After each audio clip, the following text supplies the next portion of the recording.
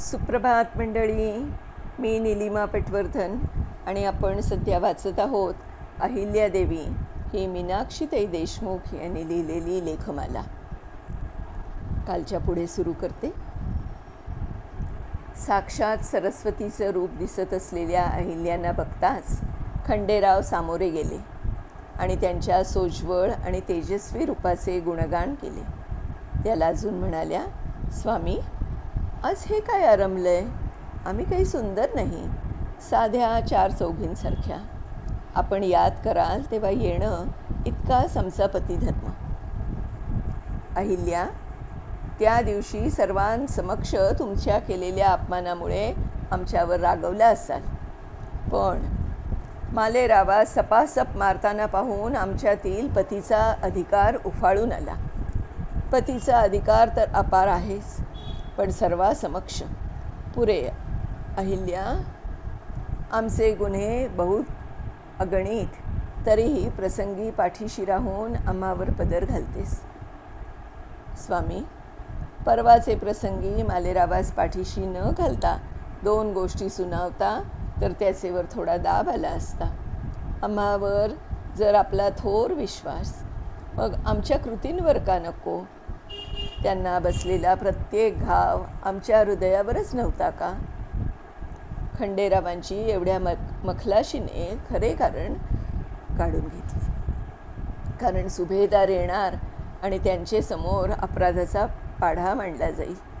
पण अहिल्यांकडून एकही शब्द सांगणार नाही हे अभिवचन मिळाल्यावर खंडेराव म्हणाले, पुढच्या स्वारीत वडिलांचे समागमे आम्ही बिनीच्या घोड्यावर होळकरांचे निशाण हाती घेऊन मसलतीत उतरून अशी तलवारबाजी करू की तुमचा दिल खुश होईल. तर मग आम्ही स्वामींची पंचारती उतारू. आणखी काय हवं आहे आम्हाला? मालेरावासही आदर्श लाभेल. पराक्रमी सुभेदार पिता, कर्तबगार माता, पुत्र, कन्या, स्वामी मिळालेले दैवाचे दानही राखावे लागते. आपण तलवार चालवा की दान आपल्याकडे आपोआप चालत येईल. अहिल्ये, यावेळी तुम्हीही आमचे संगे आलात तर आमच्या पराक्रमाची शर्थ पाहाल. मस्तानी साहेबांच्या प्रकरणापासून बायका संगे नेण्यास जरी मनाई असली तरी आपला मनोभंगाचे पाप नको म्हणून सोबत येऊन बारूदखाना, तोफांचे गाडे सांभाळीन. अहिल्या, आमचा पराक्रम तलवारबाजी तुम्हास दावणे आहे.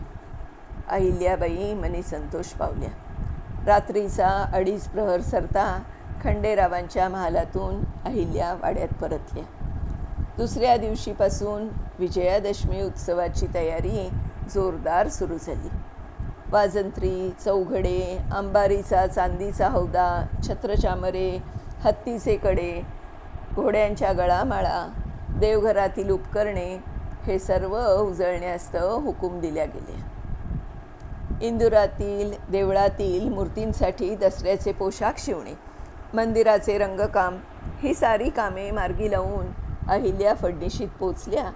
तोच श्रीमंत नानासाहेबांचे धाकटे भाऊ रघुनाथराव इंदोरीस येत असल्याचा लखोटा मिळाला.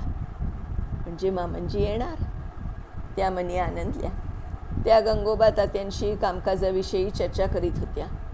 तोच सुभेदारांच्या आगमनाची खूण म्हणून तुतार्या निनादू लागल्या. अहिल्या लगबगीने वाड्याकडे परतल्या. 16-17 मासानंतर मल्हारराव इंदोरास परतत होते. त्यांच्या 4ही बायका त्यांना मनपूर्वक ओवाळत होत्या. ते पाहून कालच पतीशी झालेलं संभाषण आठवून मल्हाररावांच्या जागी खंडेराव दिसू लागले. भानावर येऊन सासऱ्यांचे पदवंदन केले. भोजन आटोपून थकलेले सुभेदार विश्रांतीस गेले. दुसऱ्या दिवशी दुपारच्या बैठकीला खंडेराव उपस्थित असल्याचे पाहून अहिल्यांच्या आनंदाला पारावर राहिला नाही. रामदास पंतांची निजामास मदत, पेशव्यांचा द्वेष, निंबाळकरांची पेशव्यांशी फितुरी, ताराबाईंचा उपद्रव, निजामास होणारी भुसीची मदत हे सर्व सांगून मल्हारराव पुढे म्हणाले, भालकी गावी सैन्यांना रोज मुरा न मिळाल्याने रामदास पंतांचा खून झाला. पेशव्यांची अडचण परस्पर दूर झाली. आता सलाबत जंग किंवा बुसी विरुद्ध गेले तरी देखील त्याच्या छातीवर गाजीउद्दीनला आणायची पेशव्यांची योजना होती. अहिल्या युद्धवार्ता ऐकण्यात इतक्या गुंग झाल्या की त्यांच्या डोईवरचा पदर ढळल्याचंही लक्षात आलं नाही त्यांच्या. मल्हारराव पुढे सांगू लागले, सलाबत जंग आणि बुसी हैदराबादकडून भालकीपर्यंत आल्यावर आम्ही पेशवे, शिंदे, भोसले सर्वांनी तोफा, भाला, जेजालचा मारा करून सलाबत जंगास सोहोकडून घेरले. त्यांना दाना पाणी वैरण न मिळाल्याने हा तह पदरात पडला. या तहाने आपली हद्द खानदेशापर्यंत गेली. निजाम आणि पेशवांचा सुलूक झाला. पण निजाम अलीच्या आईने गाजीउद्दीन खानास थाळ्याला बोलावून विषप्रयोग केला. मला तर देवच दिसले. त्यातून गाजीउद्दीन जवळ 5 करोडची रोकड, त्यावर श्रीमंताची बदनियत, असे हे भलतेच अपयश आले. आणि मग पुढे ते सांगू लागले. श्रीमंतांना स्पष्ट सांगितले, श्रीमंत, मी बेलभंडार हाती घेऊन गाजीउद्दीनच्या जीविताची हमी घेऊन आणला होता. त्याचा असा धोका झाला, निदान त्याची अवघी चीज वस्तू सुतळीच्या तोड्यासह दिल्लीस पोच करण्यास आम्ही चुकणार नाही. सटवाची राजोळे संगे 500 स्वार देऊन सार पाठवल्यानंतर पेशवे कर्नाटकात आणि दमाजी गायकवाड खानदेश मार्गे रघुनाथरावांचे उपराळ्यास गुजराथेत गेले. मार्तंडाच्या कृपेने तोही किल्ला हस्तगत झाला. धनगराच्या तलवारीस यश आले. युद्धाच्या रम्य कथा ऐकत दिवस सरत होते. अहिल्यांच्या मनात धाकधूक होती. गेल्या 5-6 वर्षांच्या हिशोबात व्यवहारात काही गल्लत तर होणार नाही ना. जो काम करेल तोच चुका करेल असं मामनजी नेहमीच म्हणतात. आपण तर सारे चोख ठेवले, पण सर्व बघायला मल्हारराव फड्डिशीत आले. आजपर्यंतच्या कामाचा आढावा घेऊन सांजवेळी ते वाड्यावर येताना दिसल्यावर अहिल्यांच्या हृदयाचा ठोका सुटला. नाड्या जलद धावू लागल्या. ते येताच ओरडत म्हणाले, अहिल्ये, तुझ्या सासूस, उदाबाईच्या नवऱ्या सीताबाईस, घरात जे असतील त्या सर्वांना, रेणू, अंजना, राघोदास, पुराणिक, अंतोशास्त्री सर्वांना बोलव. अहिल्याला काय झाले ते कळेच ना. सर्व गोळा झाल्यावर घाबरत चाचरत पुढे येत म्हणाल्या, मामनजी, लेकीकडून काही आगळीक झाली का? काही अपराध झाला असेल तर रोष न धरता लेकीला सल्ला द्यावा. मल्हाररावांनी 2 टाळ्या वाजवल्याबरोबर एक हुजऱ्या तबकात असलेली, माळेच्या मध्यभागी होळकरांचा शिक्का असलेल्या पदकांची मोत्यांची माळ स्वहस्ते अहिल्याच्या गळ्यात घालत म्हणाले, हे अहिल्या नावाचे रत्न मार्तंडाने आमच्या कुळात टाकून धन्य केले. आमचा हा पुत्र अहिल्योबाने दौलतीच्या कारभारात तसू भरही उणीव ठेवली नाही. छोट्या छोट्या माणसांच्या गरजा सरदार इनामदारांपेक्षा शेतकऱ्यास राजा मानले. बहुत श्रेष्ठ कार्य. संकोचून अहिल्या म्हणाल्या, आपणच अवघे शिकवले, मुखत्यारी दिली, ममतेने आपण बाईजी, कारभारी सर्वांना सांभाळून घेतले. माझे कार्य आपल्या मनास आले, कृतार्थ झाले. पण अहिल्या एक बात न समजली. वाडा, पेठा, मजरे, मौजे यांना तगावी मंजूर केली, जेव्हा की त्यांना सुविधा बक्ष केलेल्या असताना हा अधिकचा खर्च कशा पायी? मामनजी, थोडा अधिक खर्च केला हे सत्य, पण जागोजागी पाण्याचे नहर, उत्तम लावणी, जातीवंत गाई बैलांची खिल्लारं वाढवणं, पाटाची डागडुजी केल्यानं मळ्यात शेतात उत्पन्न वाढलं तरच चढीपट्टी मिळणार ना. मामलेदाराने शिबंदी राखली तर जसं मालमत्तेचं प्रजेचं रक्षण होतं तैसेच हे. काही चुकले का? छे छे अहिल्ये, तुमची दूरदेशी आम्हाहून अधिक. उगाच का होळकरांचा शिक्का तुमच्या गळ्यात घातला? अहिल्योबा, आता आम्ही मुक्त झालो. पुत्राहूनही थोर काम केलेस हो.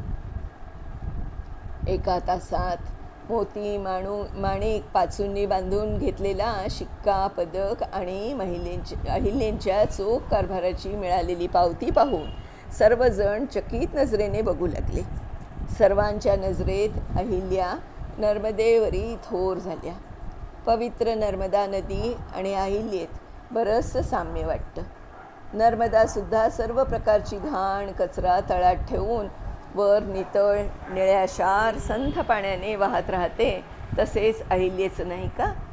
खाजगी जीवनातील सारा उन्हाळा मनाच्या तळी ठेवून वर शांत नितळ सर्वांच्या अडीअडचणी व्यवहार चोख ठेवून नितळ निळ्याशार पाण्यासारख्या निर्झर वाहत नाही का? खंडेरावांच्याही डोळ्यातून कौतुकाचे फुले ओसंडत म्हणाले, अहिल्ये, जे आम्ही करावयास हवे त्यात आम्ही उणे पडलो. तुम्ही मात्र बुद्धीची शर्थ करून नावलौकिकास आलात. आमचेपेक्षा दौलतीस तुमची जास्त गरज आहे. मार्तंडाने आमची उमरही तुम्हास द्यावी.